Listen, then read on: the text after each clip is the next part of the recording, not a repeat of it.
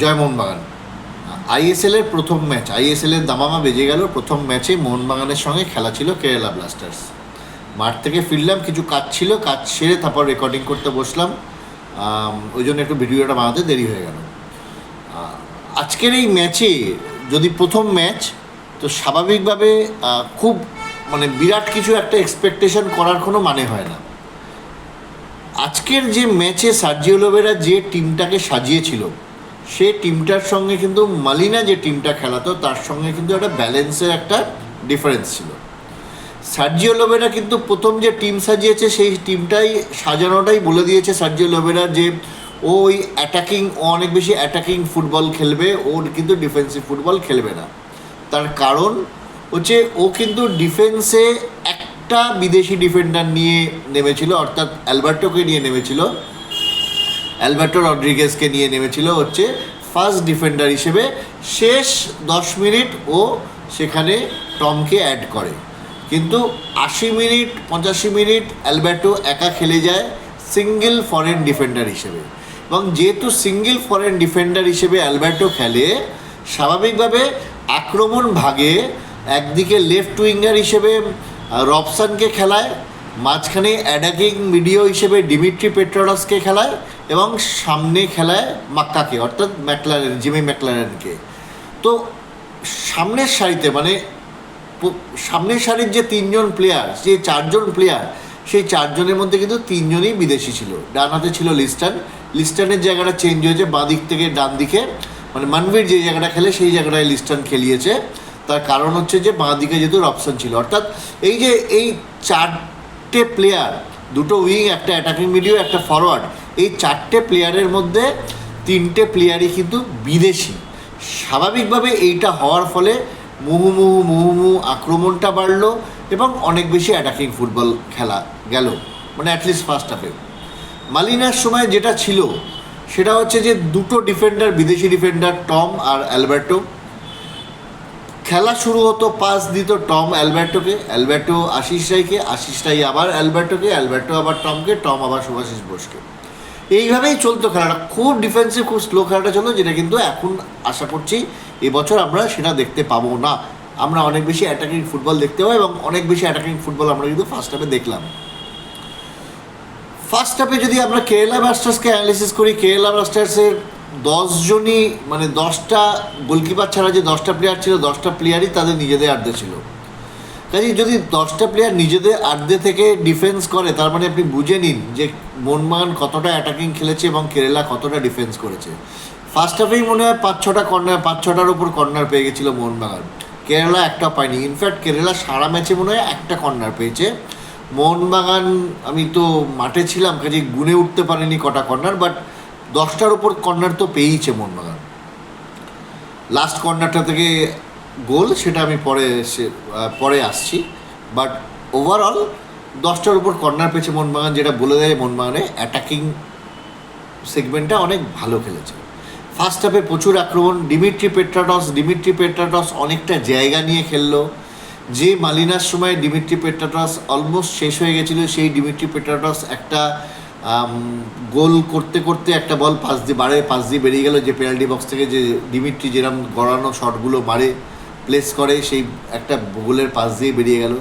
এছাড়া অনেকগুলো সুযোগ তৈরি হয়েছিল, যে সুযোগ থেকে গোলগুলো হতে পারত।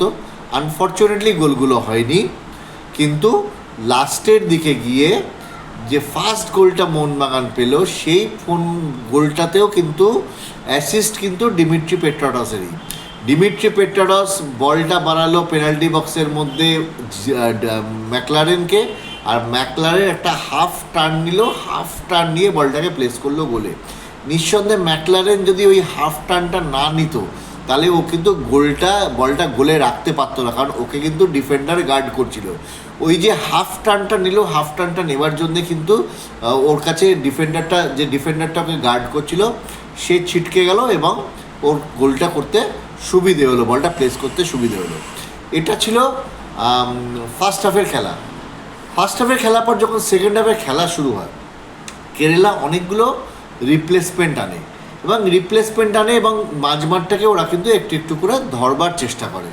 এবং ওদের লাস্টে মানে ওই 65-70 না 60-65 মিনিট নাগাদ ওদের একটা যে প্লেয়ারটা লাস্টে নামে, বিদেশি প্লেয়ার যে লেফট উইং ধরে খেলছিল, সে যখন নামে তার স্পিড এবং তার কাটানো সবটা কিন্তু মোহনবাগান ডিফেন্সকে পুরো একদম ছন্নছাড়া করে দেয়। তখনকার যে আক্রমণগুলো সে করছিল, সে পাস খেলে যেভাবে আক্রমণ করে পেনাল্টি বক্সে ঢুকে যাচ্ছিল, সেখানে দাঁড়িয়ে মোহনবাগানের কিন্তু মানে তখন ডিফেন্স করতে যথেষ্ট বেগ পেতে হচ্ছিলো। এবং সেই জন্যেই বোধহয় আমাদের সার্জিও লোবেরা 80 মিনিট পর ওখানে রড্রিগেজকে নামিয়ে দিল। অর্থাৎ তখন সেখানে দাঁড়িয়ে 5টা ডিফেন্স চলে গেছিল। তার আগে সুভাশিসকে রিপ্লেস করা ছিল সেকেন্ড হাফে। তো 5খানা ডিফেন্ডার তখন নামিয়ে দিয়েছিল যাতে মানে গোলটা কোনো রকমভাবে না খায়।